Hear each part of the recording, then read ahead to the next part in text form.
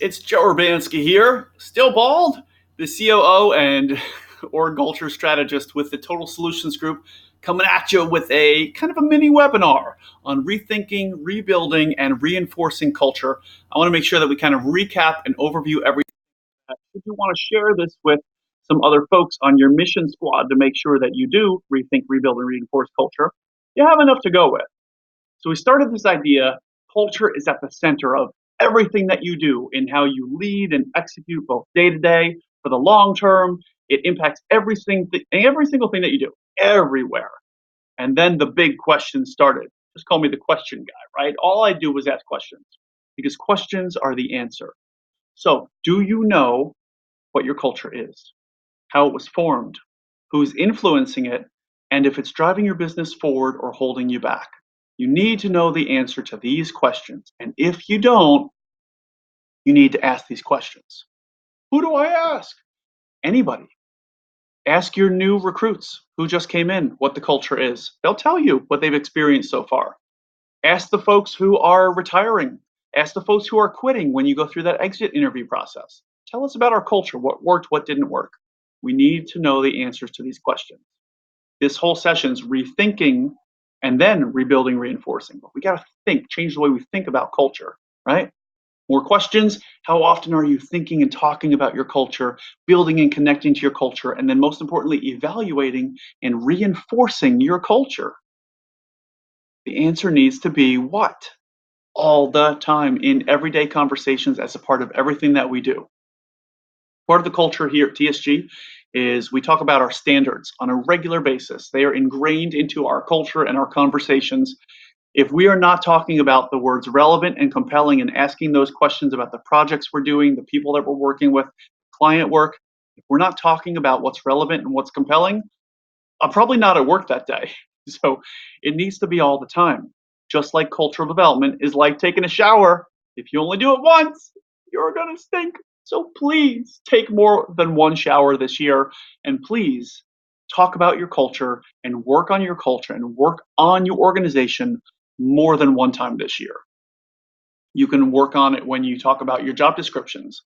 You can talk about it when you work on your applicant process or any other piece of the culture and what culture influences on a regular basis. You can look at something like how we fire people. How do you build a culture where, hey, we no longer fire people, we release them from their agreements with us? Now, that happens in sports all the time. People get traded or they get released from their agreements. So how can we do that differently? There's a great book called Necessary Endings. If you fire people ever, which if you're in HR, you do, you read this book. It's an incredible book. And the biggest thing that I pulled from this is about releasing people. And it's really hard to release people because, hey, they're doing great. They are creating harm. They're not growing with the culture, but they're not creating harm. But they missed this mark, but they're not creating harm. We do that. But if we lose them, then we have to find somebody else and go through this whole process. So firing is really difficult. So how about instead of firing or releasing, we approach them from the cultural context? Hey, so-and-so, as you probably have noticed, we are working heavy on our culture. We are rethinking, rebuilding, and reinforcing our culture. We are working to evolve to get to that next place, to get to a great next level. Lots of things are happening. Lots of things are changing. We understand that you might not want to be a part of that change, but we want you to change with us. We want you to adapt and grow with us. If you don't want to do that, then we understand this might be a good stepping out point as we continue to grow and evolve. And it's okay, we can do that, and we can have kind of a graduation ceremony for you. But we do want you to continue to change and grow with us as we grow. See, that gives your people a chance to self-select. Do they want to be a part of it or do they not? That's about taking ownership, right? So culture influences everything. Your job as a leader, as a manager, as a CEO, as a business owner, as a person who works at that company that you work at, it's working on the culture, working on the business. Here's what the culture needs to be as you work on it. It's a living, breathing, dynamic identity. It's constantly changing, constantly evolving based on who you bring into the company, right? That defines your organization's purpose, direction, and values. Empowering your people to take ownership. That's right. and make decisions to drive forward what your organization really needs. Let that sink in. Do you agree? Do your people agree? Does your C-suite agree? Do the people you just hired agree? You got to make sure that you're on the same page, reading the same beak. What's a beak? Reading the same book on the same wavelength. Make sure that you do that. We got to get people aligned, right? That's how we rethink, rebuild, and reinforce culture. So I provided probably about a 20 to 30-minute contextual overview of what culture is, what culture needs to be, the conversations we need to be having. Then we made sure that we did the wave, right? The wave is the next thing that happened. And we spent a good 10 minutes on this being your big metaphor, the big spectacle of the day, the moment where you understood how culture actually plays out.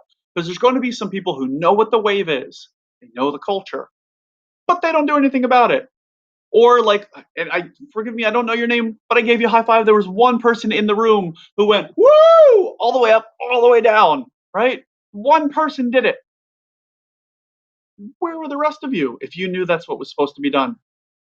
There are people like that in your culture, right? So again, the wave was our metaphor. There are people who kind of know what the wave is, but didn't know what to do, but also didn't ask. And if they're not going to ask, that's not just on you, that's on them. And that's on the culture that you're creating. That has to be okay for them to ask.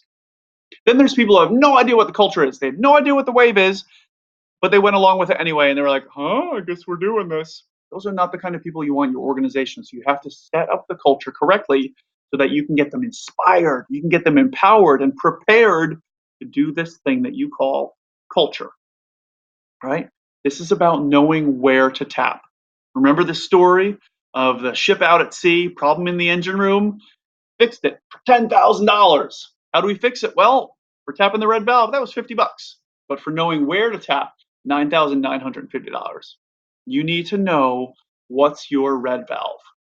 And in order for me to help you get to that point, we spent about 10 minutes. I gave you 3 suggestions, 3 things that you can do to really understand how do we do this, right? So 3 big questions. First, what's really driving your organization so that when people walk in the front door, their first thought is not about the tasks they'll be performing, but how they'll generate the results your organization really needs. If you don't know the answer to that question, dig in, let that be the part of your kind of self-study or organizational culture study. From there, what will ensure that your people are taking ownership to move the organization forward, influencing how your organization gets things done day to day, and also positively impacting the way people think and behave in your business and industry. And then what's at the core of improving the development, optimization of your people, performance, and processes to guarantee success in the future of your marketplace. Again, I'm the question guy. Ask the right questions, get the right answer. Ask crummy questions, you get a crummy answer. You ask someone, how are you? They're going to tell you good, fine, or okay. That's not helping you build a relationship or rapport in any way. So as HR people, please stop doing that. Ask better questions. What's the best part of your day so far? What are you most excited about, right? That's how you build a relationship. That's how you get better answers. So we got to ask the big questions. These are the first 3 I suggest you start with. Beyond that, 3 parts of the solution, 3 things to specifically do to get you to a place where first you understand what your culture was, what it is now, and what it needs to be. This is how you get what we call true clarity. So how do we do that? First, lay out all the stuff on the table, understand what it is, and then narrow it down to what's important, what's most important, and then the 3 things that are really most important. But how, Joe? How do I figure out what's really most important? Take it through what we call our core standards. Ask first, is it relevant? Is it relevant? Does it matter to us? Is this important that we're doing it? Does it mean anything to our business, to our customers, to our marketplace? Is it compelling? Does it get us excited? Does it get us energized? Are we interested in doing this thing? If it's not relevant, it doesn't matter, don't do it. If it's not relevant and it's not compelling, that's even worse, right? But it's got to be relevant, then it has to be compelling. You don't even need to ask if it's compelling if it's not relevant. So is it relevant? Is it compelling? Is it sustainable? Is it going to last beyond today's conversation? Is it going to last beyond this week, this month, this year? Right? Is it replicable? Can we do it with other people, new people, retiring people? Can we do it with our M&A, our mergers and acquisitions? Can we do it with our leadership development program? Can we do it in different areas, different companies, different organizations, different clients? And then is it scalable as we grow? Does it work with all the parts of the business? These are what we call our core standards. Now, to figure out if it's really most important, start here. What are your red valves, right? What's working? What's not working? But then what's the difference? What's the impact? What's the pattern for why it's working and why it's not working? That's going to help you figure out what's really most important. And as you do that, you can break it down and evaluate, is it relevant? Is it compelling? Is it sustainable, replicable, and scalable? That's how you build a culture that lasts. That's part one, knowing what your culture was, what it is now, what it needs to be. Start by understanding what's really most important. Next, build your strategic core, the foundation of who you are that fosters aligned accountability. Aligned accountability. That means we're aligned and we're accountable at the same time, right? That's how you collaborate. See, cooperation, that's where you do your part, I do my part. That's great, but we can be in different rooms doing this. Collaboration is we work on this together as a unit, as a team. See, I could be a criminal and you could be the police, and we can cooperate with each other, but we're still on different teams. Collaboration is different. That's coming from alignment and accountability. So how do we do that? Well, you got to build your culture path. You got to know who, what, and how. Let's break those pieces down. Again, this takes 18 to 24 months, so don't freak out. Don't try to cram this in. This is the work that we do. It takes time, it takes patience. It's an overhaul if you are literally going to rethink, rebuild, and reinforce culture. Again, we only had an hour today. There's so much more that we can do. So you really want to build your core. Start with your history. Where did you come from? Where have you been? How did you got here? How do you got here? That's not English. How we got here. How did you get here? Then what are your cornerstones in how you operate and where you play? That's your marketplace, right? Your customers. Make sure you understand them, the organization as a whole, and then the people that make it up. And then your manifesto. This is kind of a one sheet, the reasons and the story behind why you do what you do. That's who you are at your core. Then there's what, right? This is your purpose. This is kind of a one sentence statement of why we are here, why we do the work that we do. This is breaking the manifesto down into one sentence. It's hard, but what's the thing that's most relevant, that resonates with people the most? Take it through the standards: relevant, compelling, sustainable, right? That's how you do it. Break it down. That's what we use to evaluate all the decisions that we make at TSG. Next is the vision. That's what you want to become. Then there's the mission, how we follow the vision. Then there's the drivers, the building blocks, and the K performance indicators, the key performance indicators. I was going to say KPIs, key performance indicators of the business. That's the what we're focused on. Then it's how, okay? How do we do this? Standards. How do we do the work that we do? Well, it's got to be relevant. If it's not relevant, we're not doing it. If we don't have a relevant relationship with the client, we're not going to be a part of it. If we're not going to present a relevant session at a conference, we're not going to do it, right? Then it's got to be focused on values and behaviors. This is what's important, but also what we expect from our people. Beyond that is the code. This is my favorite part because it's tactical. And while I love strategic, it's one of my top 5 strengths. The tactical, the behaviors that happen every single day, the habits, that's what makes you who you are. So part of our code is slap us in the face, don't stab us in the back, right? That's part of it.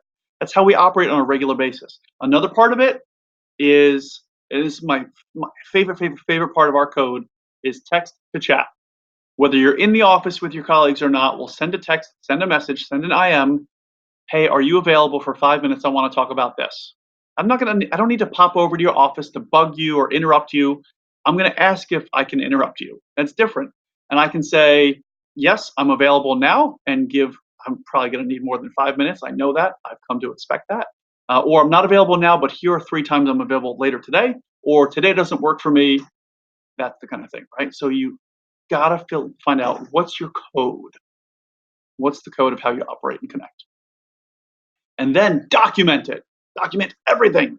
That's how you activate it. You have to know what it is so that you can document it. So there's a company, Collegiate Empowerment, that I've been working with since 2004. Can you believe that? We're going on 15 years this fall. It is a great privilege. It is a great honor. They do the work that we do, but for college students. Here is in Google Drive their whole onboarding process of understanding their company culture. Right? As we blow it up, you'll see first it's the CE experience, the Collegiate Empowerment Experience. It's a 13-minute audio and a welcome and an overview to the company. And then you'll see, as we just alluded to, the history, manifesto, vision, and mission, right? They're all in there with a couple extra things that they wanted to do as well to customize the experience and customize the process.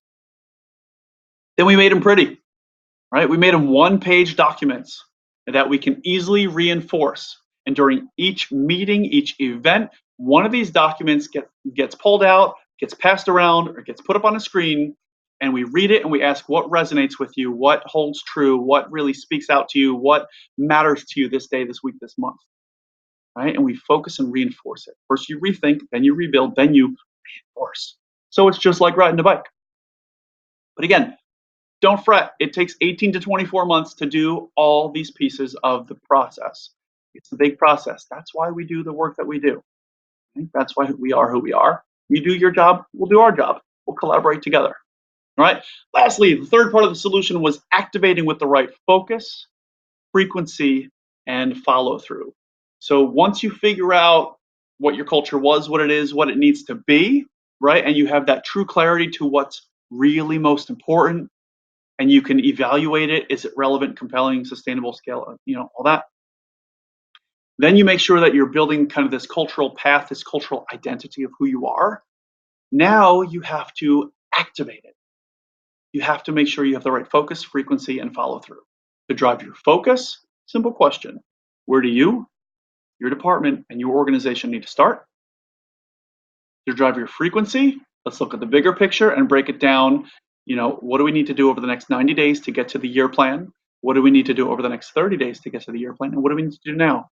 And then every time we hit one of those benchmarks, the 30-month, the 30-day benchmark, let's reevaluate. The next 30 days, continue to evaluate.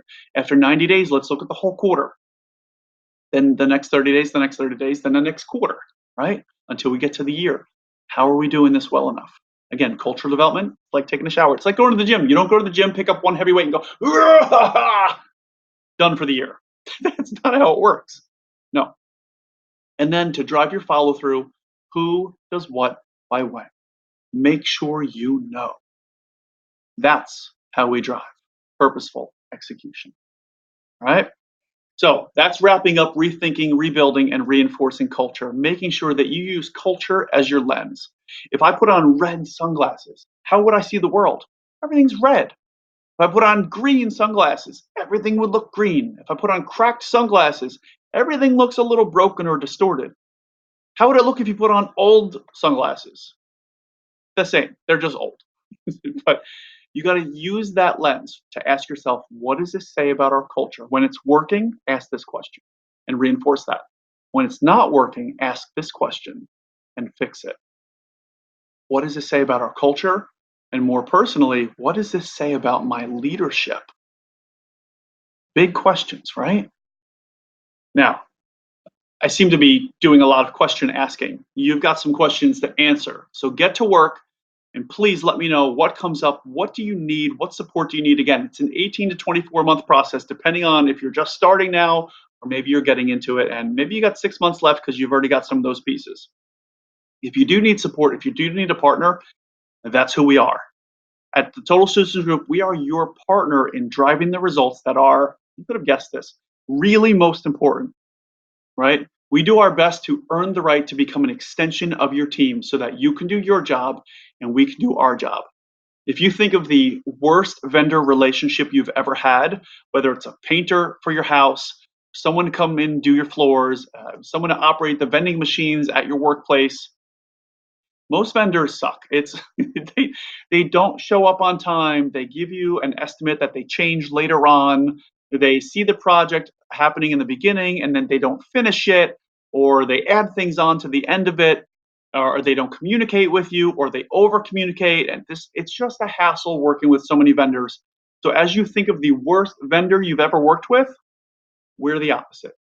We are your true partner in driving what's really most important. We're going to see the project through from start to finish, end to end, so that you can do your job, we'll do our job, and we'll collaborate, and we'll do some great things for you and with you, because the work that you do is incredible. The work that you do matters. You're creating great workplaces, great workspaces, great work communities, so that people can go home and then have a great family life. So I appreciate you for it, and I look forward to connecting soon. Take care.